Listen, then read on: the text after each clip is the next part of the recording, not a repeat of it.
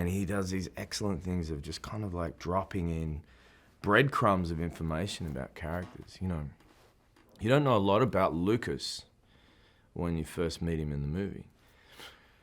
But then you find out that he's only been back in Roy's life for a short amount of time.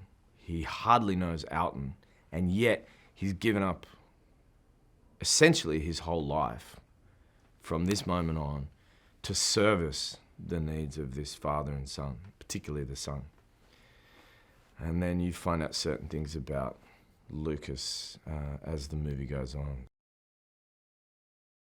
And every time we've been on set, I ask him a question, do you think I really would say this particular thing? And we get down to the minutiae of words, and he can explain to me why. And I said to him one day, you've really got up and marched around your room and sat on chairs pretending you're in a car. And he's like, yeah, he does it. He gets up. He's not just doing that. He's doing that, and then he's pacing and he's saying the words. So he's his own actor that's sort of auditioning his own words. When people come and meet him, like he was really actually 45. He's just carved out this niche playing children, and you know he's back knocking back a whiskey in his trailer right now. You know, you can have these sort of great conversations with him, and he's seen such an incredible amount of movies that you almost think he has to be 40. One day I was talking to him about this movie called The Outsiders. And he starts naming all the actors in it. I was like, you've seen The Outsiders? He's like, yeah. When? When did you see The Outsiders? And he was correcting me on parts of the movie, you know. And here he is. And then he has to run off and do school. And it reminds me, oh yeah, he's only like 11 years old. And a couple of times I've done school with him, gone like, you know, because he's a fifth grader, you know. So I wanted to know if I really was smarter than a fifth grader, and I'm not. I think Michael and I might be bigger children than he is, most of the time. Yeah, no, we have fun. I like him. You know, you make a movie, it's so important.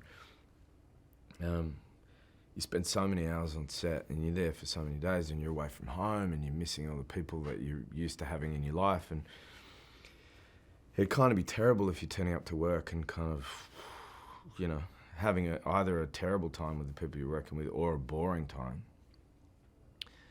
So I liked him. And it's fun. Like, it's fun when you go to work and you like the people that you work with. But I knew her, I remember it was funny because we have very close mutual friends, but we'd never met each other. And, you know, I've been watching her for a long time. I've known people that have worked with her, and I think she's really fantastic. So, again, like with Michael, I was like, we've got a really good cast. So I was excited to work with them and with her. Well, actually, my brother and Jeff knew each other before I knew him.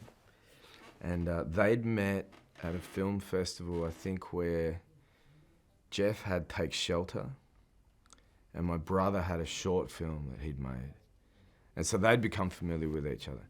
And I remember at some point I was telling my brother, I was like, I met this guy Jeff, and you know, I think I like this movie. And I wasn't being negative at all, but I think he heard the word think. You know, I think I'm gonna, like, you gotta do the movie. Like, he's excellent, this guy's brilliant, you gotta do it. This is one of the other things I thought when I read this, was that it felt like a big idea.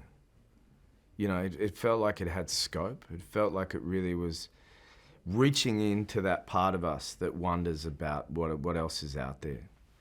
You know, whatever your belief system is, that it's kind of, you know, something that is kind of there for everybody. And this story, because it just dips into that question, I think it has a real universal feeling about it.